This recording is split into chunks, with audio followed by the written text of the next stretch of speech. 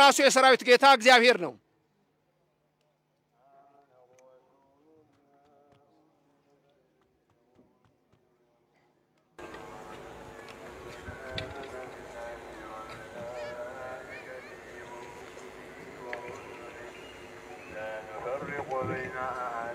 የሚናገረው የሰራዊት ጌታ እግዚአብሔር ነው። አራቱ አበይት ነቢያት ኤርምያስ ነው። ከእናቱ ማኅፀን የተመረጠው ቅዱስ ነው። የሚነግረን የእግዚአብሔርን ቃል ነው። ሲጀምር አለ የሰራዊት ጌታ እግዚአብሔር እንዲህ ይላል። ማን ነው አሁን የሚናገረው? የሰራዊት ጌታ ስሙ የተመሰገነ ይሁን። ማ የሰራዊት ጌታ እግዚአብሔር ምን አለ? የሰራዊት ጌታ እግዚአብሔር በመንገድ ላይ ቁሙ። አሁን የሚነግረን ስለ መንገድ ነው። በመንገድ ላይ ቁሙ።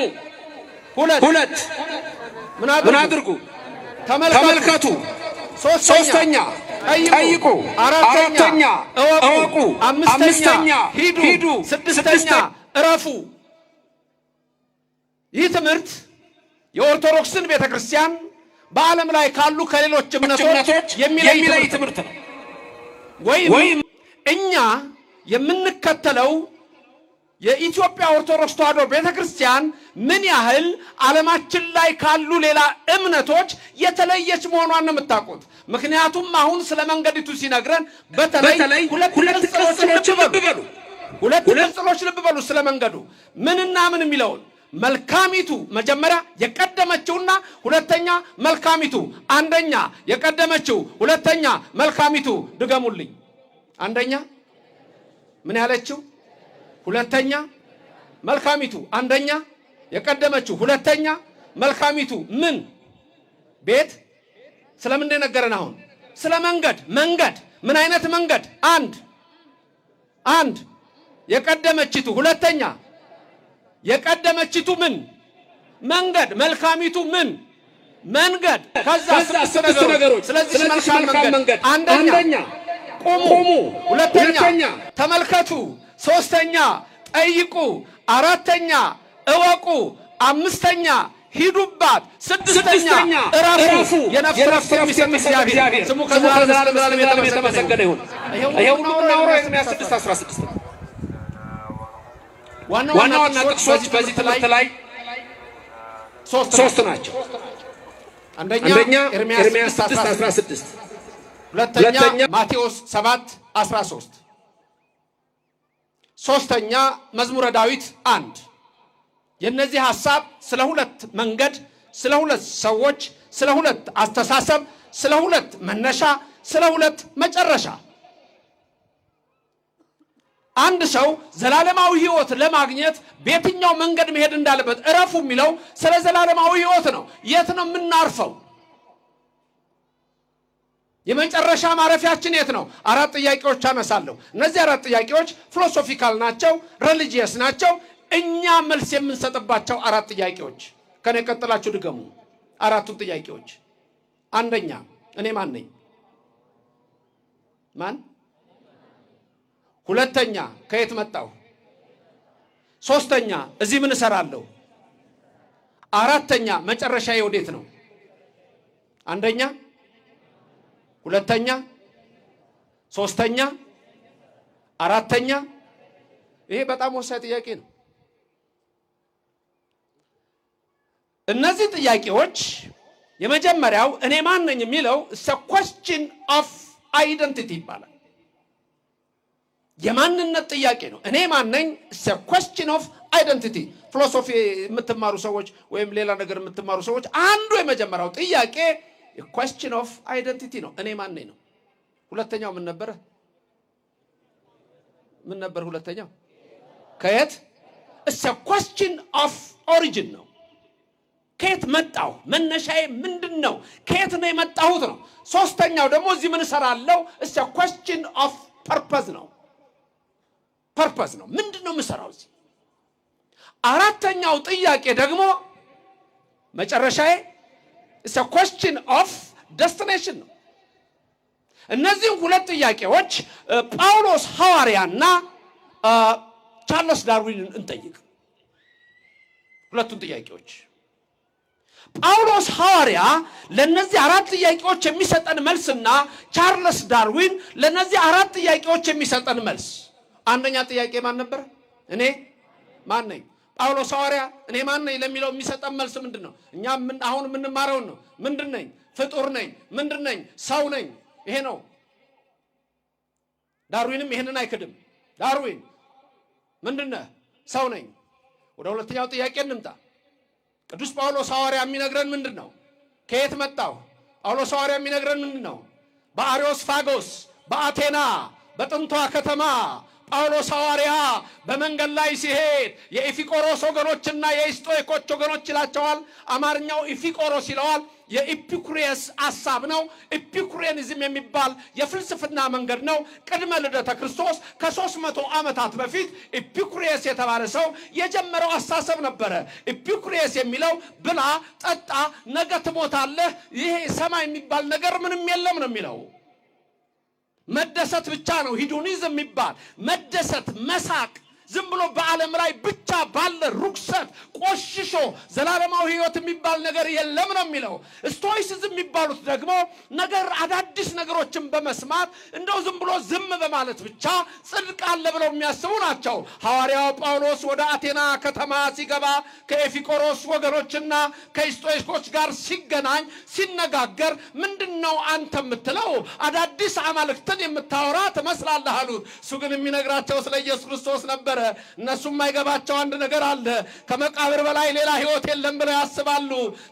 ታዲያ ጳውሎስ ሐዋርያ ያን ታላቁን አምላካችንን ከሰማየ ሰማያት የወረደ ከድንግል ማርያም የተወለደ በ30 ዘመኑ ተጠምቆ በቀራንዮ አደባባይ ቅድም ሊቁ ሲነግሩ እንደነበረው እጆቹን ለሕማም ዘርግቶ የሾህ አክሊል ደፍቶ ደሙን አፍሶ ያዳነ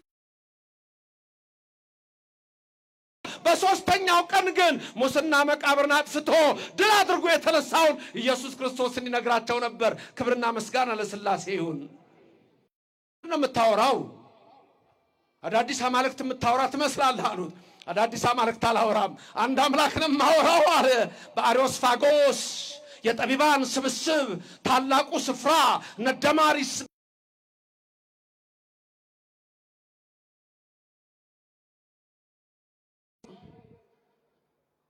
እርሱ ከአንድ ፈጠረን። ሶስት ነገር አለ። ከኔ ቀጥላችሁ ድገሙ። በእርሱ ሕያዋን ነን፣ በእርሱ እንኖራለን። ሶስት ነገሮች። አንደኛ በእርሱ ሕያዋን ነን፣ ሁለት በእርሱ እንንቀሳቀሳለን ወይም እንቀሰቀሳለን፣ ሶስተኛ በእርሱ እንኖራለን። ዘላለም የሚኖር ነው። ሰማይን የዘረጋው እርሱ ነው። ምድርን የመሰረተው እርሱ ነው። እኛን የፈጠረ እርሱ ነው።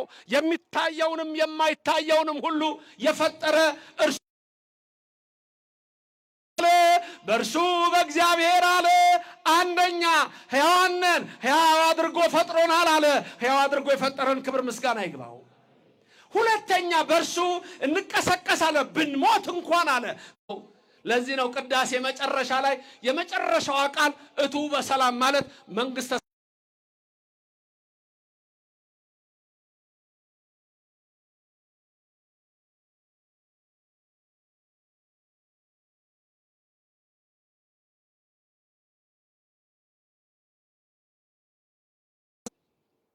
ከዚህ በፊት ነግሬያቸዋለሁ። ልጁ ትምህርት ቤት ገባና ሰው የመጣው ከዝንጀሮ ነው ተባለ። እቤት ገባና አባዬ ሰው የመጣው ከየት ነው? ቲቸር ከዝንጀሮ ነው አሉ። አዎ ከዝንጀሮ ነው የመጣ ነው አለው። ከዝንጀሮ? አዎ ከዝንጀሮ። ጓዳ ገባ እናቱ ጋር እማዬ ሰው ከየት ነው የመጣው? ከእግዚአብሔር። አባዬ እኮ ከዝንጀሮ አለኝ። እሱ የራሱን ዘመዶች ነግረዋል፣ እኔ የራሴን ዘመዶች ነግሬሃለሁ። ዳርዊን የራሱን እሳቤ ይነግርሃል፣ ዳርዊን የራሱን ቲዮሪ ይነግርሃል። መጽሐፍ ቅዱስ ደግሞ የሚነግረን የእግዚአብሔርን ነገር ነው። ዓለማት ሁሉ የሚታየውም የማይታየውም ከአንዱ ከማይታየው ከእግዚአብሔር ነው። ሁለተኛው ጥያቄ ከየት መጣሁ? የኔና የናንተ መልስ ከማን ነው? ከማን ነው? ለስም አጠራሩ ክብሩ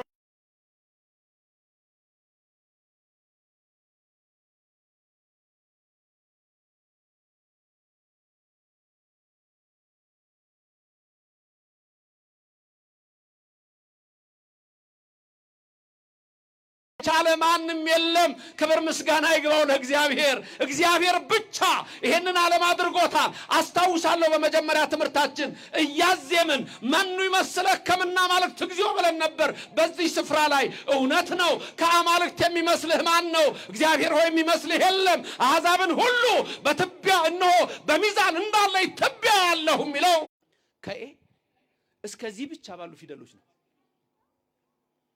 ሂ ሃ ሄ ህ ሆ እንደዚህ ብሎ ቁጥር ነው የቆጠራችሁት። አሁን ሃ ስንት አላችሁ? አንድ። ሁ ስንት አላችሁ? በዛች አካሄድ ዘ ሰቨን ኦርደርስ እነሱን ጠራናቸው። ሃ አንድ ነች፣ ሁ አንድ ሁለት ነች። አብ ወልድ መንፈስ ቅዱስ ደግሞ ሚስጥረ ምን ይባላል?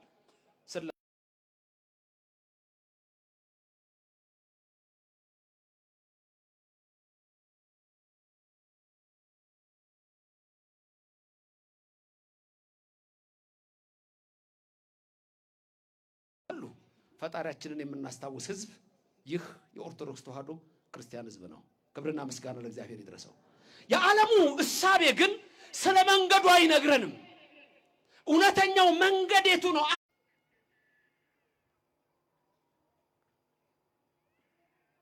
ምን አይነት መንገድ ነበረች? ምሰሶ ህገ ልቡና ነው። ህገ ልቡና እዚህ ጋር ምሰሶ ህገ ልቡና ነው። ዲያቆኑ ክብር ምስጋና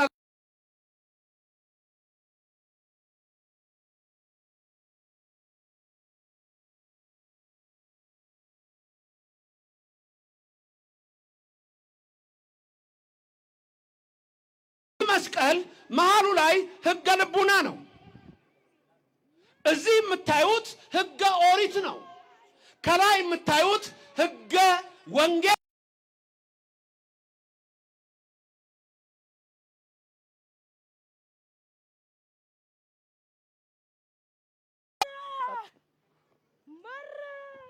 ስለዚህ የኢትዮጵያ ኦርቶዶክስ ተዋህዶ ቤተክርስቲያን አንድ መንገድ ያላት ስትሆን አንዱ መንገድ ግን ሶስት ደረጃ የሸይጣንን ሐሳብ አንስተውም። ጉባኤ አይበተንም። አንደበቱ የተዘጋ ይሁን፣ ያፈረ ይሁን። አንዷ መንገድ ሶስት ደረጃዎች አሏት። ከነቀጥላችሁላችሁ ድገሙ። ህገ ልቡና፣ ህገ ኦሪት። ህገ ልቡና ከአዳም እስከ ሙሴ።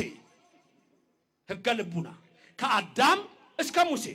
በዚህ ጊዜ ሁለት መጽሐፍ ብቻ ተጻፉ እንጂ በህገ ልቡና ሌላ መጽሐፍ አልተጻፈም። ሁለቱ በህገ ልቡና የተጻፉት መጽሐፎች መጽሐፈ ሄኖክና መጽሐፈ ኢዮብ ናቸው።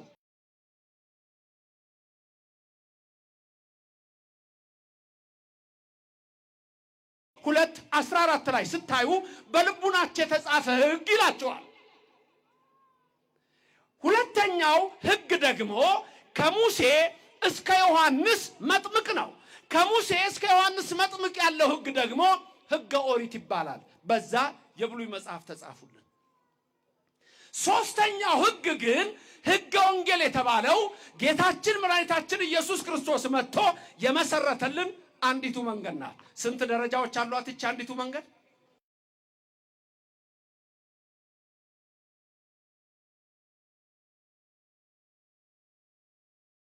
አናሎጂ ልንገራችሁ። ህፃን ልጅ እንደ ህፃን ልጅ ህገ ልቡና ነው ያለው። በቃ ሌላ ነገር የለውም። ህፃኑ ወዴት ይደርሳል? ጉርምስና ላይ አይደል? ከዛ ምን ይሰማል? ጉርምስና ላይ ራስን የምትችል ይመስልሃል? ከቤትሽ ወጥተሽ መኖር የምትችል ይመስልሻል? የቆመውን እቆርጣለሁ፣ የተጋደመውን እፈልጣለሁ። አንድ ነገር ብትናገረኝ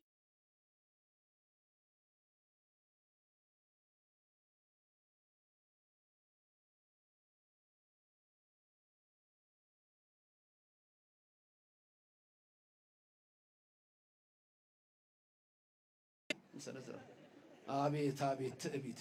በኋላ ግን ጆሮ ሲነክሳየ ነው አይደል? የሆሊፊልድን ጆሮ ነክሶ ሲተፋየ ነው። ይገርማል።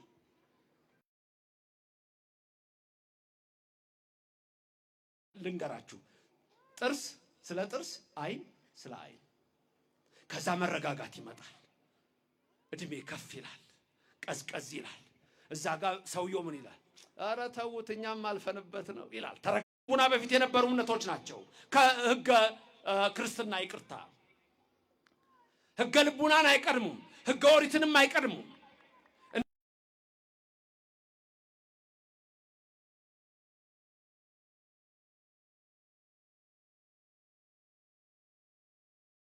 ተመልከቱ፣ ሂዱባት ረፍት ታገኛላችሁ የተባለው እነዛ መንገዶች ረፍት አይሰጡም። በቡዲዝም ትንሣኤ ሙታን የለም።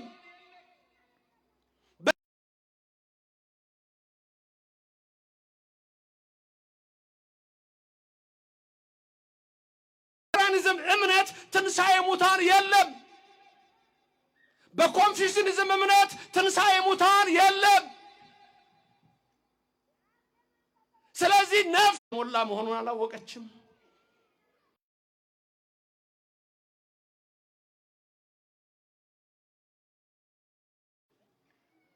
ማይነሳል። በቡዲዝም መነሳት የለም። በዞራስትራኒዝም መነሳት የለም። የነፍስ ረፍት የለም። ያለው በዚች እምነት ውስጥ ነው። ወንድምሽ ይነሳል። በትንሣኤ ዘጉባኤ እንደሚነሳው ቃል አለች የተማረች ስለሆነች። አይ አሁን ይነሳል። ሄደ አልዓዛር ውጣ አለው።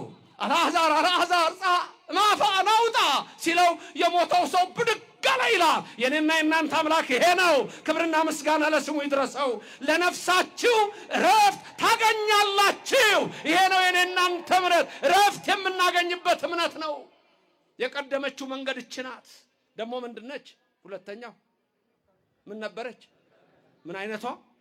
መልካሚቱ። ሌሎች መልካም አይደሉማ፣ መልካምነት የለባቸውም።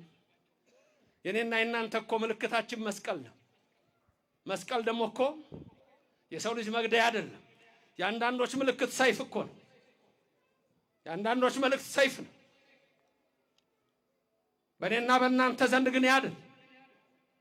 ጴጥሮስ መልስ ወደ ሰገባው የኢየሱስ ክርስቶስ ቃል ነው። ወገኖቼ ይቺ መልካሚቱ መንገድ መልካም የምታሳይ መልካምን የምታስተምር መልካም የምታደርግ ይቺ ቅድስት ቤተ ክርስቲያን ነች። የቀደመች ነች። የሚቀድማት የለም። መልካም ናት።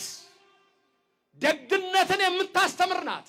ስለዚህ ይህችን መንገድ አንደኛ ምን ነበር? ቁሙ መንገዷ ላይ ማለት ቁሙ ዝም ብሎ መቆም አይደለም። አረ ጽኑ ነው። በእምነት መጽናት ነው።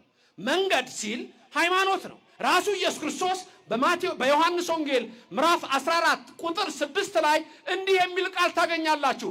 አነ ውእቱ ፍኖተ ጽድቅ ወሕይወት። ፍኖት፣ ሕይወት፣ እውነት ኢየሱስ ክርስቶስ ብቻ ነው ይሄ ሊሆን የሚችለው። መንገድ ሲባል አንዳንድ ሰዎች አይገባቸው፣ ሃይማኖት መሆኑ አይገባቸው። ስለዚህ መልካሚቱን መንገድ ጠይቁ ሲል እውነተኛይቱን ሃይማኖት እወቁን። ከቀደመ ጀምሮ ያለችውን ማለት ጥንት ጀምሮ የተመሰረተችው በእግዚአብሔር የተሰራችውን እወቁ። ደግሞ ዕውቀት ያስፈልጋል። አለ ዕውቀት በኦርቶዶክስ ቤተክርስቲያን መኖር አይቻልም። ዕውቀት ግድ ነው። ዕውቀቱም መንፈሳዊ ዕውቀት ነው፣ የዓለማዊ ዕውቀት አይደለም። አንዱ በጀልባ ላይ ሲሄድ ይጠይቀዋል። እንደ ቱሪስት ነገር ነው። ጀልበኛው ሐመረኛው ጀልባዋን ይዞ እሱ እዛ ላይ ቁጭ ብሎ ያንሸራሽረዋል፣ ደሴቶችን ይጎበኛል። ከዛ ይጠይቀዋል። ጌታዬ እንደው አንተ እንደው እባክህ እንደው እስቲ ልጠይቅህ አለው። ምንድነው የምታውቀው? የዚህ አይነት ጥናት ታውቃለህ ይለዋል። ሰውየው አያውቅም። አይ እንዲህ አይነት ጥናት አላውቅም፣ እኔ ጂኦሎጂ የሚባል ጥናት አላውቅም። አዝናለሁ፣ 1/4 ህይወትን አታህል አለው። ጂኦሎጂ ጥናት ስላላወቀ ትንሽ ሄደና ደግሞ ይሄንስ ጥናት ታውቃለህ? አላውቅም፣ 1/4 ህይወትን አታህል አለው። ትንሽ ሄዱ፣ ሌላ ጠየቀው። ይሄንንም አላውቅም አለ። 1/4 ህይወት አታህል አለው። ሰውየው የሚኖረው በ1/4 ህይወት ብቻ ሆነ። እንደ ሰውየው ማዕበል ተነሳ። የጀልባዋ ሹፌር ወደ የብስ ሊቀዝፍ ሞከረ፣ አልቻለም። ማዕበሉ ከፍ አለ። ጌታዬ አለው። ጠያቂ ተጠያቂ ሆነው ዋና ይችላሉ አለው። ምን ተጨንቋል። ዋና ይችላሉ አለው። አልችልም። እንግዲህ 1/4ኛም አይደለም 2/4ኛም አይደለም እርሱ ያጡት ሙሉ ህይወት ነው አሉ። የዓለም ትምህርት ምንም አይነት ህይወት አይሰጥህም። እስቲ ከአንደኛ እስከ 12 ክፍል ተመራችኋል አይደል?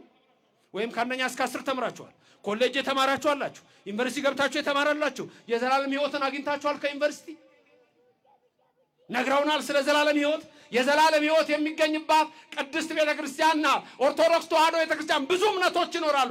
በነዛ ውስጥ ግን የዘላለም ህይወትም ሊኖር አይችልም። መንገዲቱ አንድ ናት፣ እሷም ሃይማኖት ናት። መንገድ ሃይማኖት መሆኑን ማወቅ ለሚፈልጉ ደግሞ የሐዋርያት ሥራ ምዕራፍ 9ን ተመልከቱ። ጳውሎስ ሐዋርያ ጥንት ሳውል በነበረበት ዘመን ወደ ደማስቆ ሲሄድ ምንድን ነበር የሚለው ቃሉ? በዛ መንገድ የሚሄዱትን ሊገድል ነው የሚለው። በዛ መንገድ ማለት በኦርቶዶክስ ተዋሕዶ ቤተክርስቲያን ማለት ነው። ክብርና ምስጋና ለእግዚአብሔር ይድረሰው። እዚች ለመግባት ተጋደሉ እንደተባለ ታውቃላችሁ። ተጋደሉ ተመልከቱ። ገድል የምንለው ዝም ብለን አይደለም። በኦርቶዶክስ ተዋሕዶ ቤተክርስቲያን ገድል ብለን ስለ ገድል ስናወራ ዝም ብሎ የሚነገር እንዳይመስላችሁ። ምክንያቱም በሉቃስ ወንጌል ላይ ስለዚች መንገድ ሲነግረን ራሱ ጌታችን ኢየሱስ ክርስቶስ የሉቃስ ወንጌል ምዕራፍ 13 ቁጥር 24 ላይ እንዲህ ይላል፣ በጠበበው በር ለመግባት ተጋደሉ እላችኋለሁና። ቃሉን ድገሙት ከኔ ቀጥላችሁ። በጠበበው በር ለመግባት ተጋደሉ እላችኋለሁ። ይህንን ያለው ማን ነው? ኢየሱስ ክርስቶስ። ተጋደሉ።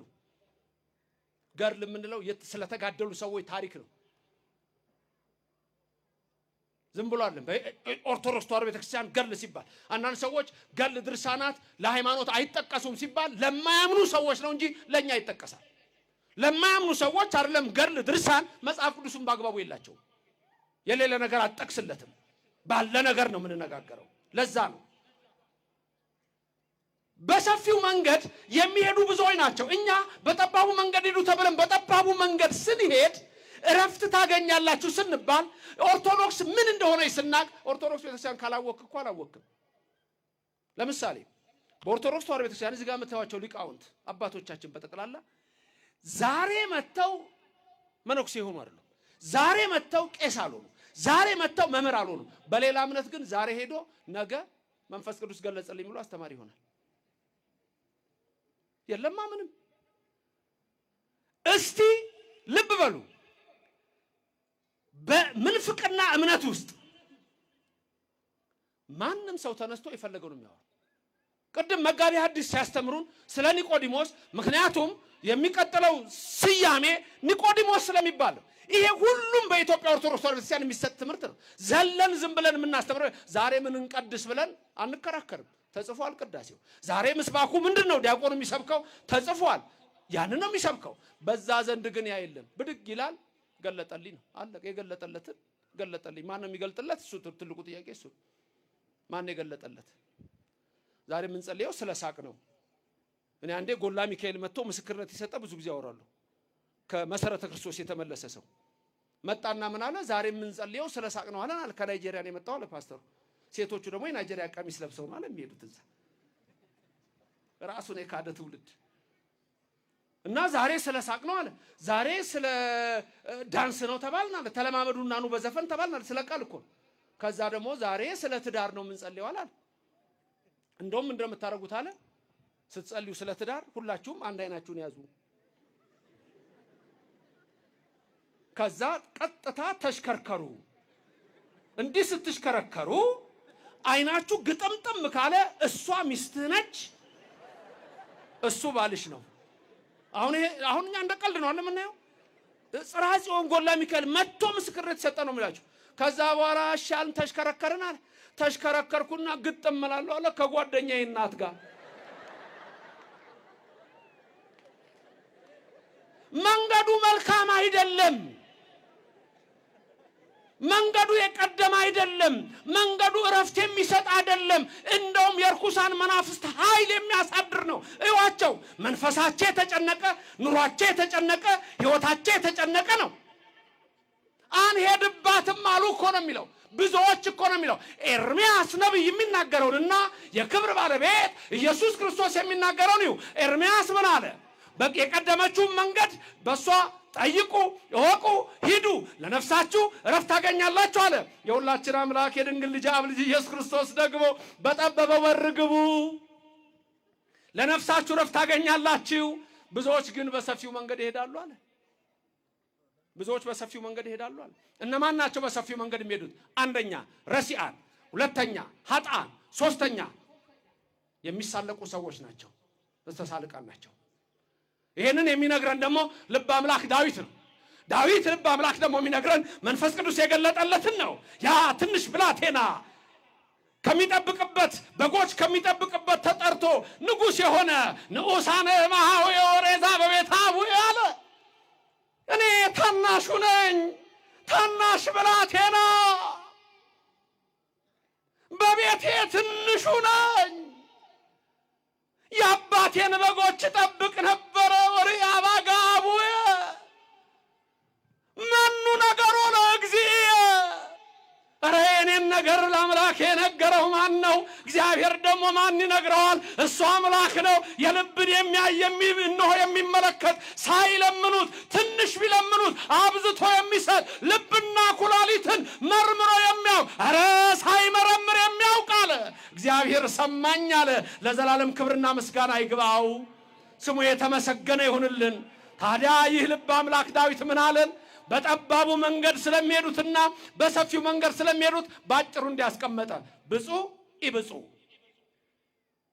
ድገሙ፣ ብፁዕ ኢብፁዕ። ብፁዕ እና ኢብፁዕ፣ የተመሰገነና ያልተመሰገነ።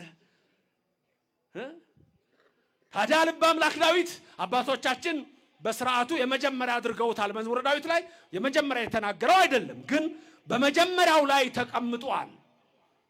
ዳዊት የደገማቸው ሰዎች የምታውቁት ነው። የመጀመሪያው ላይ ያለው ነው። እዛ ላይ የሚነግረን ልበ አምላክ ዳዊት ስለ ብፁዕ ብእሲና ስለ ኢብፁዕ ብእሲ ነው።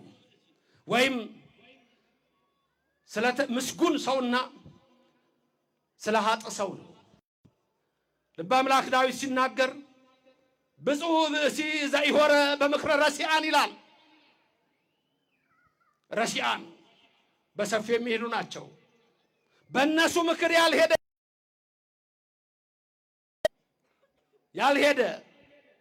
በምን ያልሄደ?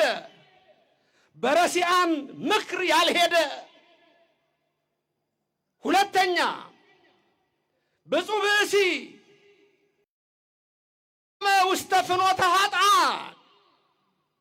ብፁዕ ብእሲ በኃጥአን ፍኖት ያልቆመ ነው አለ። ያም የኤርምያስን ቃል የጠበቀው ነው ይላል። ሶስተኛ ብፁዕ ብእሲ ወዘኢነበረ ውስተ መንበረ መስተሳልቃን ይላል። በመስተሳልቃን ወንበር ላይ ያልተቀመጠ። ከኔ ቀጥላችሁ ተናገሩ።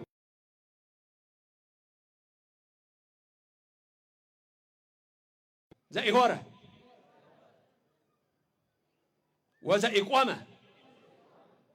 ወዘኢነበረ። በአማርኛ ያልሄደ ያልቆመ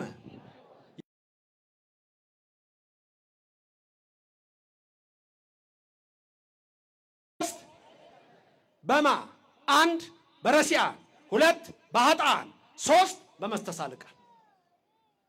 ገባችሁ ትምህርቱ? ዘኢሖረ ረሲዓን የሚባሉ እግዚአብሔርን የረሱ ዘየብስ ላይ ለርእሱ በራሱ ላይ የሚበድል መዝሙር 13 ቁጥር 1 በመዝሙር 13 ቁጥር 1 ላይ ልበ አምላክ ዳዊት እንዲህ አለ፣ ይብል አብድ በልቡ አልቦ እግዚአብሔር።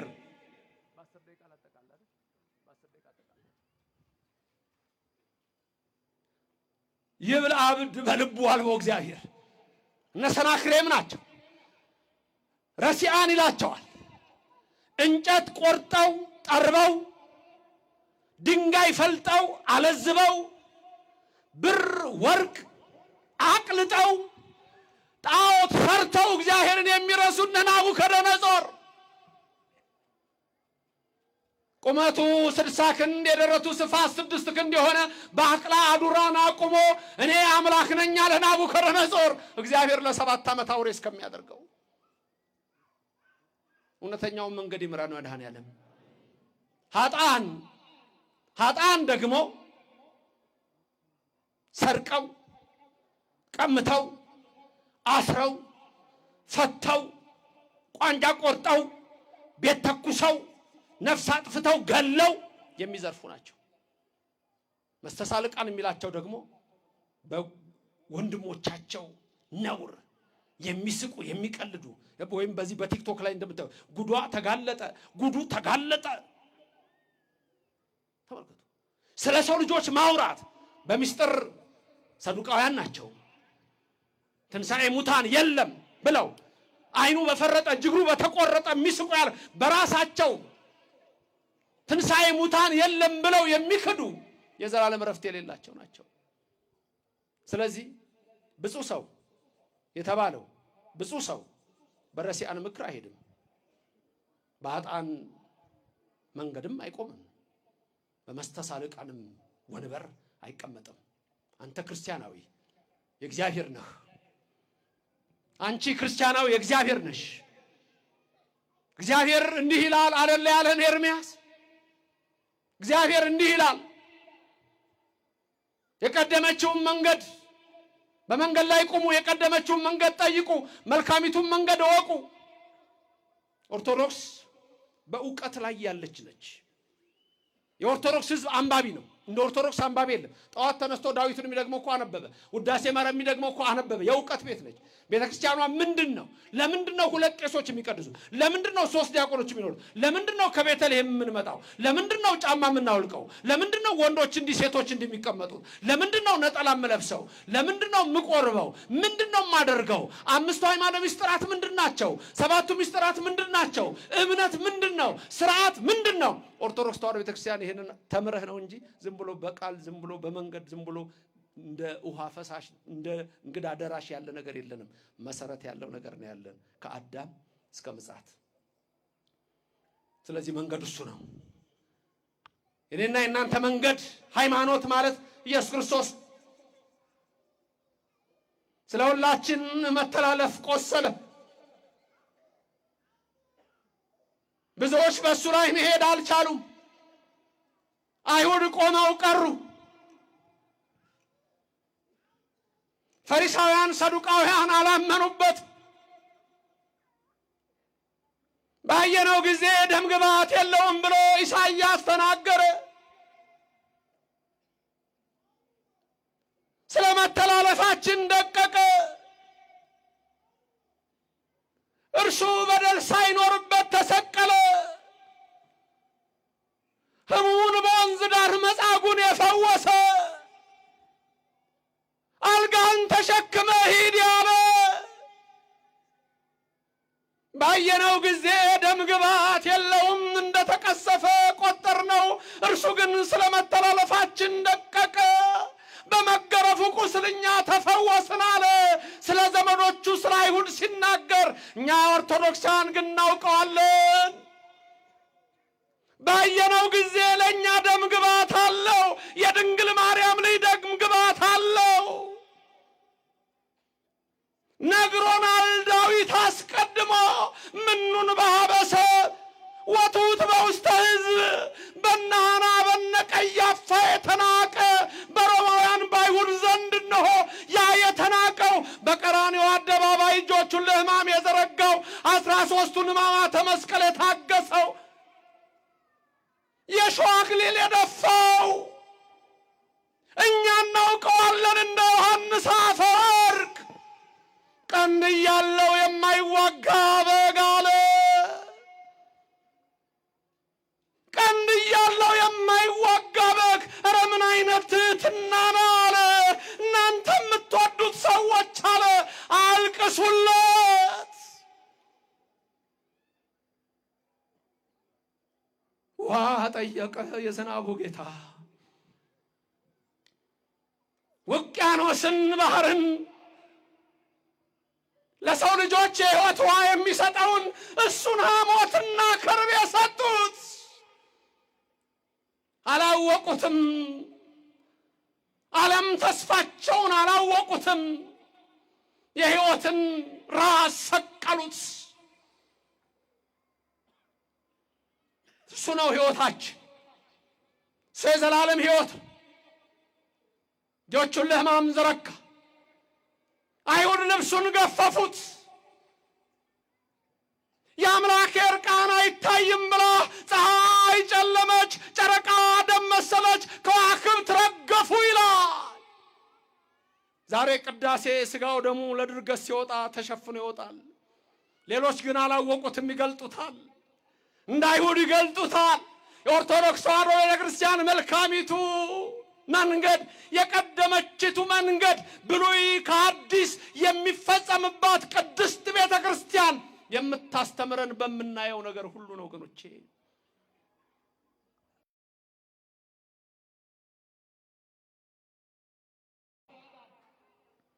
በቀና መንገድ የሄደ ሄኖክ አካሄዱን ከእግዚአብሔር ጋር አደረገ አለ ሄኖክን። ዘፍጥረት 5:22 አካሄዱን ከእግዚአብሔር ጋር አደረገ አለ። ተመልከቱ፣ አካሄዱን ከእግዚአብሔር ጋር አደረገ፣ መንገዱን ከእግዚአብሔር ጋር አደረገ። እግዚአብሔር ከእናንተ ጋር ይኖርላችሁ። እንደ ኤማሁስ መንገደኞች አብሯችሁ ይሄድ። ከሱ ጋር የሄዱ ሁሉም ፍጻሜያቸው እሱ ነው።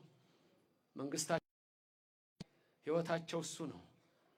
በቀራንዮ የተሰቀለው የኔና የናንተ ቤዛ ነው። የዘላለም መንግስቱን ሊያወርሰን ነው። መልካሚቱ መንገድ ኦርቶዶክስ ተዋሕዶ ናት። የቀደመችው መንገድ አንዲት መንገድ ብቻ ነች ያለችው። በፕሮቴስታንቱ ዓለም በአሁን ሰዓት ወደ 40 ሺህ ነው ያለው። ወደ 40 ሺህ የእምነት ድርጅት። ወዴት ነው የሚኬደው? ሲጠሯችሁ ግን ወዴት ነው የሚጠሯችሁ? በዚህ ጋር ሙሉ ወንጌል ይላል፣ የሆነ ነገር ይላል፣ በዚህ ጋር የሆነ ነገር ይላል። ወዴት ነው የሚወስዷችሁ? ባቢሎን። ፍጻሜው ርኩሰት ነው። ስራቸው የገሞራ ነው። ወይናቸው ከሰዶም ነው። በዓለም ላይ ያሉ ዛሬ በብዙ የፕሮቴስታንት እምነቶች በውጭ ሀገር ብትሄዱት ዌልካም ኦል የሚል ይጻፋል። ይሄም ለሁሉም እምነት ውሸት ሆኗል። አንተ ግን ኦርቶዶክሳዊ ወደ ተራራው ሸሽተህ አምልጥ ነው የተባልከው። ወደ ተራራው ሸሽተህ አምልጥ። እግዚአብሔር ሁለቱን መላእክት በመሸ ጊዜ ይላል ኦሪት ዘፍጥረት 19 ቁጥር ናቸው ወደ ሰዶም ከተማ ገቡ ይላል። ያኔ እግዚአብሔር በሰዶም፣ በገሞራ፣ በሱማማ፣ በሲባዮ በእነዚህ በአምስቱ አውራጃዎች በአዳማ የእግዚአብሔር ቁጣ ነደደ። ሰዶም ያለ ይጸልይ ይችላል። ቅሰፈን ቅሰፈን ብለው እንዴት ይጸልያሉ? ኃጢአት ሰርቶ ንስሐ ለመግባት ቅሰፈን ቅሰፈን ማለት ነው። የጊብዓ ድፍረት ዛሬ እምነት ሆኗል። የሰዶም ሕይወት ዛሬ ለብዙዎች ርኩሰት እንደ አዲስ ሕይወት ተቆጥሯል። አንተ ኦርቶዶክሳዊ ወደ ተራራው ሸሽተህ አምልጥ። ተራራዋ ተዋሕዶ ቤተክርስቲያን ነች። ተራራዋ ቅድስት ቤተክርስቲያን ነች። አንተም ያቺ ተራራ ድንግል ማርያም ናት፣ መሸሸጊያ ናት። ወደ ምስራቅ ተመልከቱ ይላል ዲያቆኑ ቅዳሴ ላይ።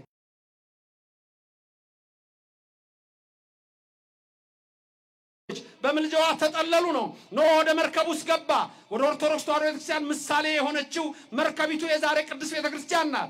አንድም መርከቢቱ በሐልዮ በነቢብ በገቢር ንጽሕት የሆነች ድንግል ማርያም ናት። እንደ ድንግል ማርያምማ ንጽሕት አለ? እንደ ድንግል ማርያምማ ቅድስት አለ? ሶስት ግርማ አላት። የባለሟልነት ግርማ አላት። የመፈራት ግርማ አላት በአጋንንትና በመናፍቃን ዘንድ። እሷ የአምላክና እግዚአብሔር የመረጣት ያከበራት የኔና የናንተ አማላጅ በቀና መንገድ ማርያም ለሥላሴ ይሁን አሜን።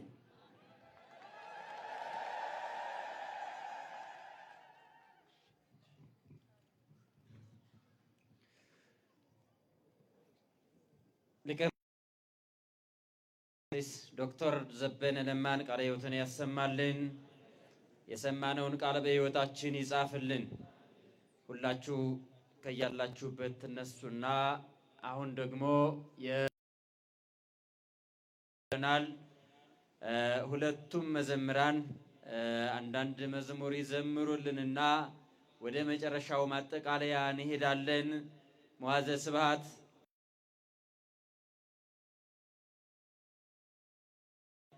ከዛም ቀጥሎ ደግሞ ከሊቀ መዘምራን ጋር እንዘምርና ወደ ማጠቃለያው ጸሎት እንሄዳለን። ከመዋዘ ስብሐት ዳግማዊ ደርቤ ጋር አብረን እንዘምራለን።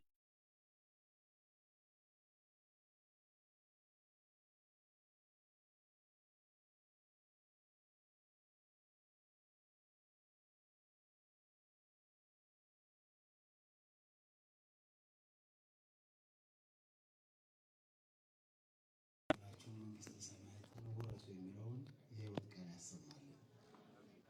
የሕይወት ቃል ያሰማልን። እኛም በሰማነው 30-60 እንጂ ራሳችሁን እያሳታችሁ የምትሰሙ ብቻ አትሁኑ ተብሎ ነው የተጻፈው።